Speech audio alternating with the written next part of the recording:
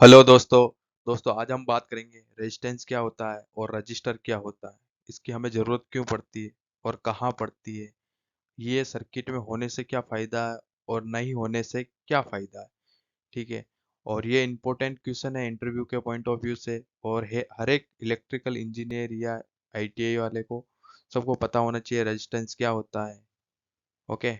इसके लिए अपन बात करेंगे आज रेजिस्टेंस के बारे में। ठीक है। What is register. रजिस्टर क्या होता है। तो रजिस्टर को अपन बेसिकली हिंदी में प्रतिरोधक कहते हैं।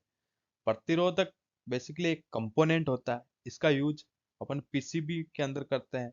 पीसीबी के अंदर जितने वोल्टेज या करंट की रिक्वायरमेंट है उतने करंट को प्राप्त करने के लिए अपन एक रेजिस्टेंस लगाते हैं। इसको सर्किट के अंदर रिप्रेजेंट करने के लिए सिंबल से प्रेजेंट किया जाता है और इसके दो सिंबल दिखाए गए। सिंबल 1 और 2 आपको दिख रहे हैं। ठीक है। उसके बाद में रेजिस्टेंस क्या होता है। Resistance when the flow of electrons is opposed in a material is known as resistance।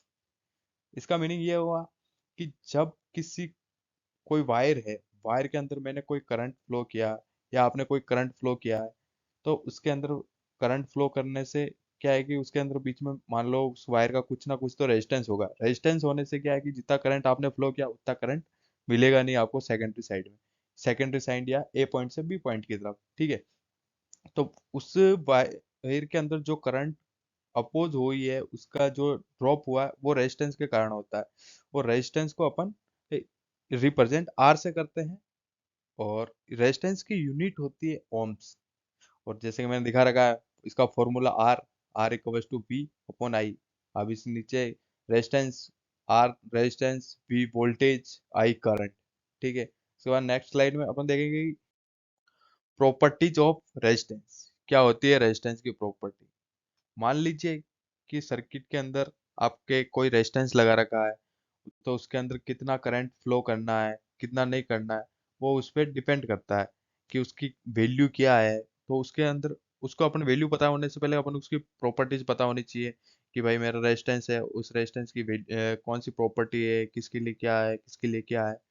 तो अगर कोई भी रेजिस्टेंस है तो वायर के लिए अपन बात करेंगे रेजिस्टेंस उसकी रो। ये आपको दिखाई दे रहा होगा कि रो लिख रखा है, रो रेजिस्टिविटी उस मटेरियल की स्पेसिफिक रेजिस्टेंस क्या होता है। ठीक है। वो है रो। और ए, ए का मतलब है एरिया, क्रॉस सेक्शनल एरिया। जो वायर है वायर का क्रॉस सेक्शनल एरिया कितना है। अगर मेरा वायर का क्रॉस सेक्शनल एरिया सेम है तो उसमें जैसे मेरे पास वायर का क्रॉस सेक्शनल एरिया पहले कुछ कम था और मेरा बाद में कुछ बढ़ गया है, तो उस पदार्थ की जो रेजिस्टेंस उसमें करंट फ्लो करने की कैपेसिटी वो ज़्यादा होगी क्योंकि उसका एरिया थोड़ा बड़ा हो गया। और उस अगर मैं उसी वायर के एरिया को कम कर देता हूँ तो उसकी प्रतिरोधकता बढ़ जाती है, जैसे कि इसमें दिखा रखा है। ठीक है। उसके बाद में लेंथ, मेरे पास कुछ मान लीजिए कि कुछ दूरी की ए से बी बिंदु तक की दो दूरी है और अगर मान लो मैं उससे लेंथ को थोड़ा और इंक्रीज कर दूं तो उससे क्या होगा, लेंथ जैसे इंक्रीज होगी तो और उससे रेजिस्टेंस मतलब उस वायर का रेजिस्टेंस और बढ़ जाएगा। ठीक है। उसके बाद में बात करते हैं कि इसकी फॉर्मूला देख रहा R, R equals to rho L by A.